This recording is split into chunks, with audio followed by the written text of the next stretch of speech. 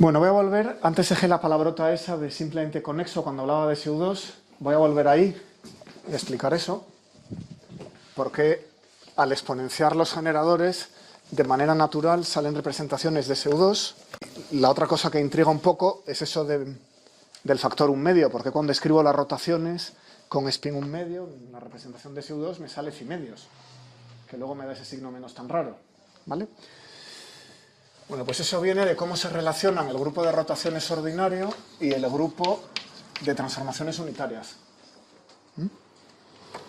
Entonces aquí teníamos representaciones proyectivas salvo fase y aquí vamos a usar representaciones ordinarias en términos de Ketz, que son un poco más fáciles de usar. O sea que la mecánica cuántica está formulada entera en términos de esto de manera más sencilla, ¿vale? Bueno, SU2 se dice que SU2 recubre, es el recubridor de SO3. A ver, ¿qué le pasa a SO3? ¿Cómo podemos ver SO3? Pues como una esfera sólida. ¿En qué sentido? SO3 tiene parámetros. Hemos dicho que caracterizamos una rotación por el ángulo y por la dirección en la que giro. Y eso lo puedo representar en una esfera sólida de radio pi. ¿Vale? ¿Cómo? Pues el vector que pongo aquí, n, es el vector alrededor del que voy a girar. Y el módulo del vector, la longitud de ese segmento, es phi, el ángulo que giro. Así que, por ejemplo, el origen, ¿quién es? Corresponde a phi igual a 0, por tanto, es la identidad, ¿no? La identidad está en el origen de esta esfera. Este punto de aquí, ¿quién sería?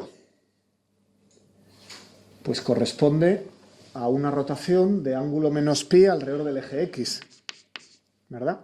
Pero una rotación de menos pi es lo mismo que una rotación de pi. Luego este punto es el mismo que aquel. Y lo mismo le pasa a este punto, que es el mismo que aquel. Los puntos diametralmente opuestos corresponden a la misma rotación. Así que eso es una especie de toro. Tenéis que pensar que, no sé dibujar tal cosa, pero que cuando llego aquí en realidad estoy allí. Cuando llego aquí en realidad estoy allí. ¿Se ve? Es una esfera sólida, pero con los puntos opuestos en la frontera identificados.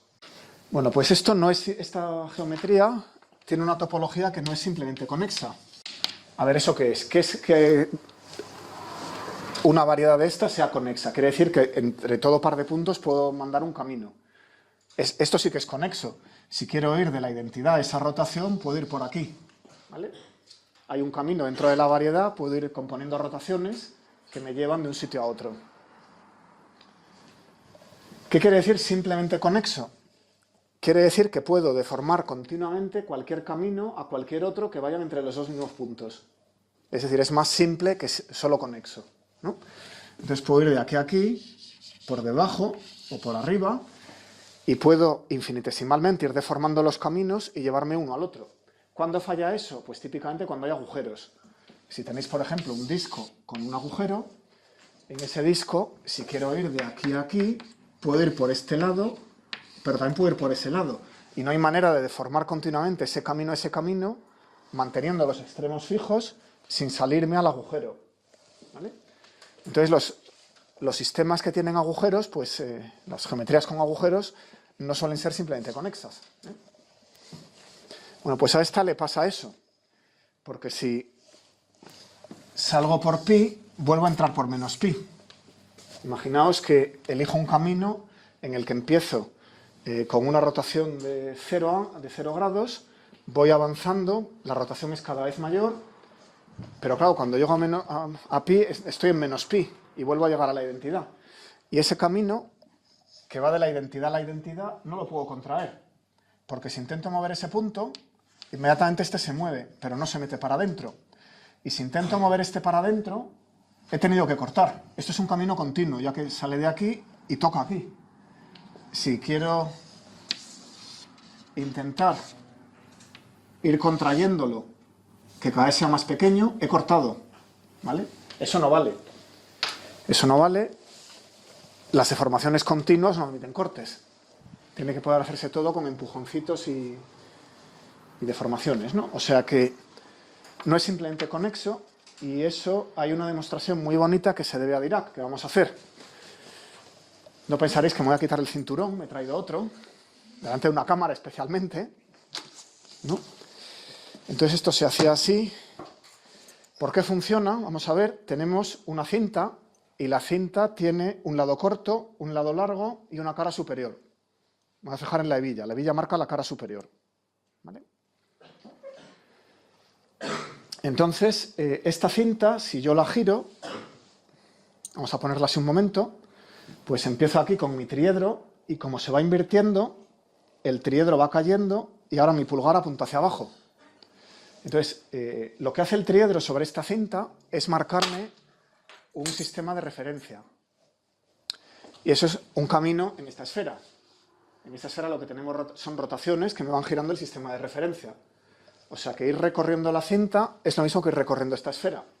Entonces voy a empezar aquí y le voy a dar a la cinta un giro de 2pi. Es decir, voy a ir desde aquí hasta 2pi, ¿vale? Hasta menos pi más 2pi. Y eso lo que hace es girar media vuelta, pi, y media vuelta, 2pi. Entonces ahora veis que tiene aquí una espiral, ¿verdad?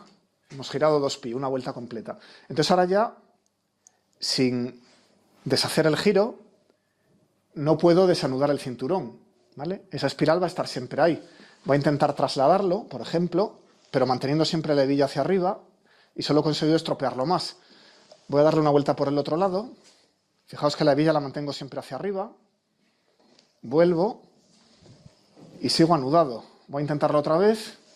La hebilla siempre hacia arriba y sigo anudado. Probadlo. No hay manera de deshacerlo. Volvemos a empezar. Hebilla hacia arriba. Y ahora le voy a dar 2 vueltas. 1 y 2. Tengo la hebilla hacia arriba. Y ahora, sin girar la hebilla en ningún momento, tengo una deformación continua que me lleva por aquí. Pues esa no es. A ver. Repetimos. Vuelvo donde estaba. Uy, se ha liberado. No he movido la hebilla hacia arriba en ningún momento, ¿verdad? Una vuelta. 2 vueltas. La hebilla hacia arriba, no hago ningún giro del sistema de referencia, solo aplico traslaciones, deformaciones continuas a todos los efectos del camino. Uy, se ha liberado, ¿vale? Si doy 2 vueltas sí que es posible. Lo que se va intentando, eso es, se va intentando llevárselo a esta forma, en la que este punto es opuesto a ese, este punto es opuesto a ese. Ahí no he pegado ningún corte. Y ahora voy encogiendo uno de ellos. Voy encogiendo este hasta que aparezca por aquí. Y cuando aparezca por aquí ya me lo llevo al origen. O sea, con 2 vueltas sí que se puede hacer.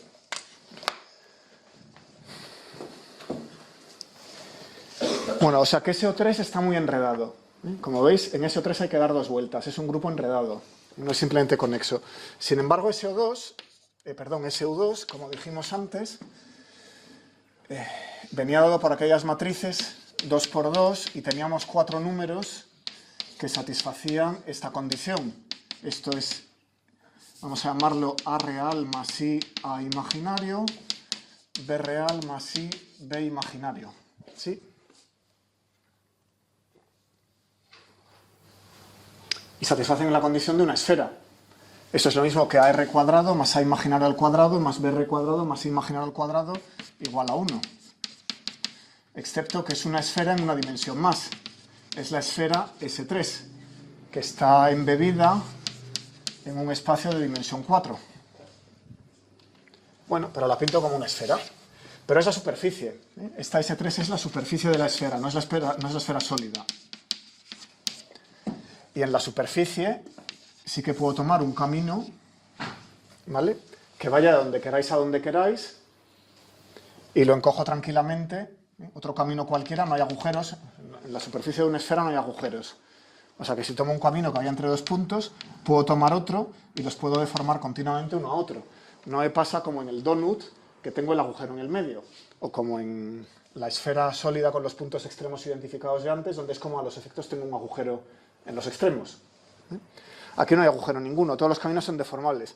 O sea que este grupo es simplemente conexo. Y es esencialmente único. Si os doy las relaciones de conmutación y las exponenciáis, el grupo que sale es este, porque es el que es simplemente conexo. La exponenciación es una operación muy bonita, muy buena, tiene todas las propiedades adecuadas, una serie de Taylor superconvergente y da el grupo más mono, el SU2.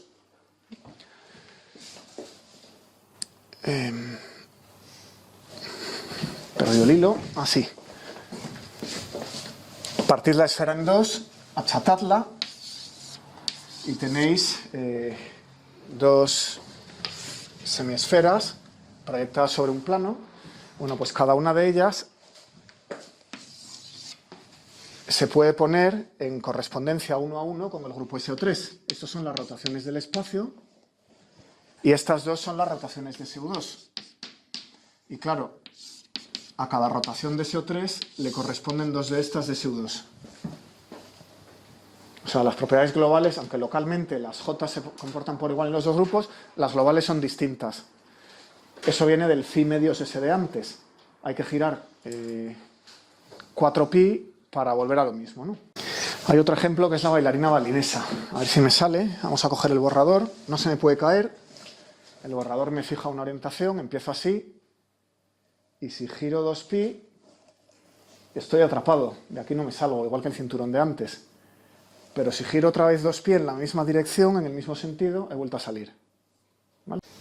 Bueno, la naturaleza podía haber elegido no usar estas representaciones de spin, de SU2, pero lo ha hecho, los electrones son así, y las razones matemáticas pues están ahí debajo, ¿vale?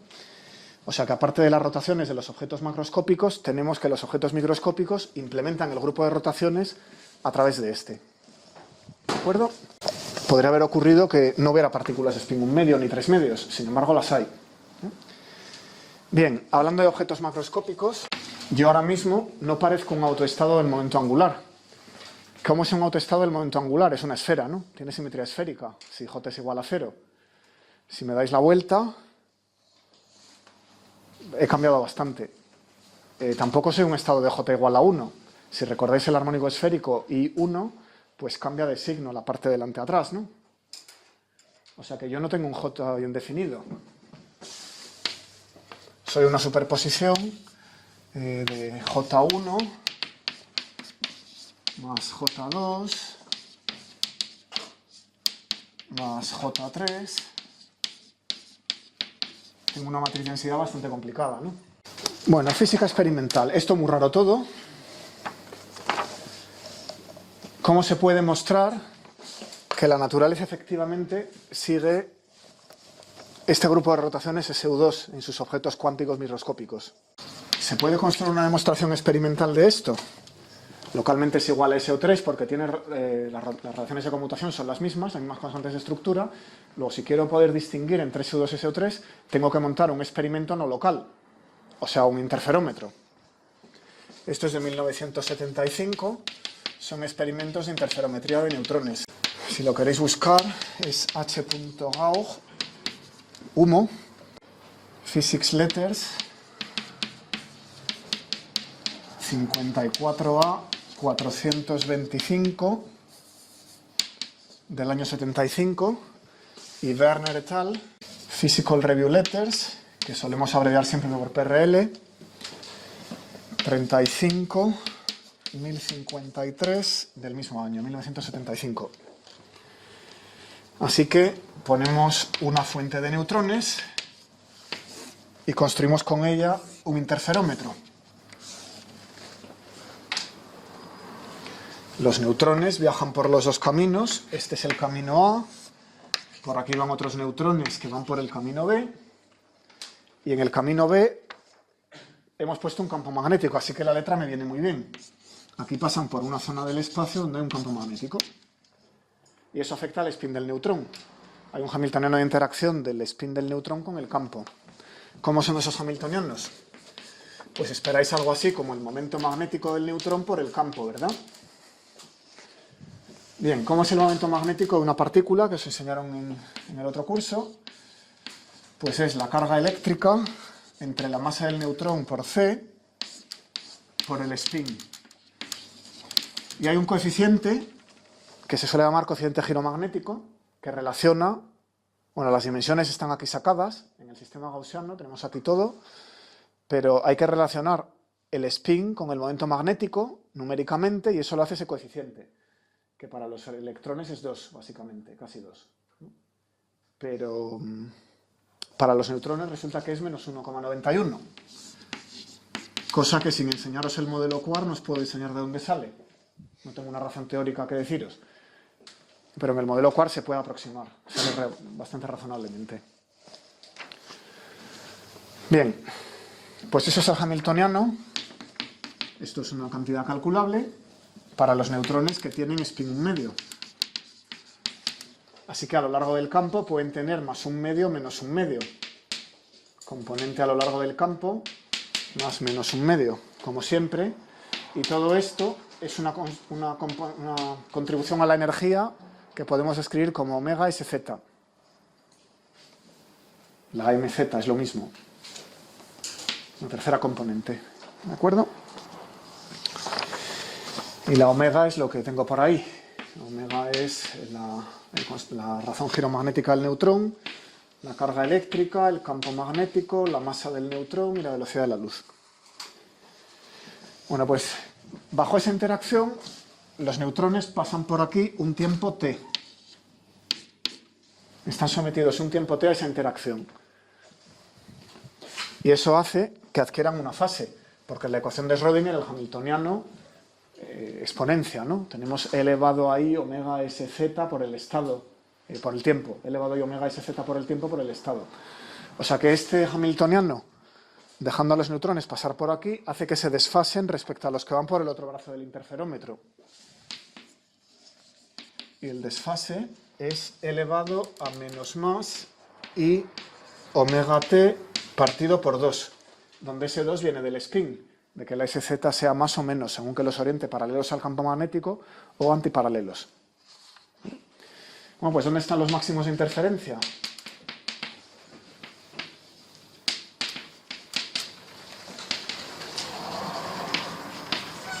Uno espera omega t partido por 2 igual 2πn, es decir, omega t igual 4πn. Hace falta una rotación de 4pi para volver al estado. ¿Vale? Comprueba el 1 medio este. Ese experimento se ha hecho y sale muy bien. Si lo queréis escribir en términos del campo magnético, lo que se hace es variar el campo magnético hasta encontrar otro máximo. Porque a lo mejor controlar el tiempo de vuelo no es tan sencillo o lo que sea. Entonces lo que se controla mejor es la corriente eléctrica que produce el campo magnético. Y en términos de eso, el delta B entre máximos pues es 4pi por h barra c entre la constante del neutrón E y la longitud del brazo por 1 entre la longitud de onda reducida del neutrón que sacáis de la velocidad, ¿vale? Y la masa del neutrón. Y el experimento es sensible a este 4pi, que es del que estábamos hablando. Vale, cierro el epígrafe. Y un comentario sobre los ángulos de Euler que habéis usado en mecánica clásica. Tenemos 3 ángulos típicamente llamados alfa, beta y gamma, y podemos dar las rotaciones en términos de ellos en lugar del vector n de giro y el ángulo phi que he estado usando en esta clase. Bueno, en términos de ellos, una matriz de rotación alfa, beta, gamma, pues es el producto de una rotación alrededor del eje z de ángulo alfa que multiplica una rotación a lo largo del eje y de ángulo beta y una rotación a lo largo del eje z de ángulo gamma. Eso es algo distinto a lo que veáis en mecánica clásica. Allí normalmente se elegía este como la línea de los nodos, que en el sistema intermedio era el eje X. Y aquí es el eje Y, ¿os acordáis? O sea que si os acordáis en mecánica clásica, eso es una X. ¿Por qué se pone aquí una Y? Para reducir los números complejos. Que haya el mayor número de números reales, la siguiente expresión es muy mona. Se puede hacer con la otra convención, pero se ha quedado esta. Esto es elevado a menos i, alfa más gamma partido por 2, coseno de beta medios, elevado con un menos, elevado a menos i alfa menos gamma partido por 2 seno de teta medios menos el conjugado de aquel y el conjugado de aquel. ¿Vale? Tenemos una matriz unitaria dada por los tres ángulos de Euler que acabamos de definir. Esto es una de las Ds. Esto es una D, una matriz de rotación que puede actuar sobre un estado cuántico de spin un medio. ¿Qué ha pasado? En el término de la derecha, ¿cuál es el ángulo del seno? Beta medios, cierto, gracias.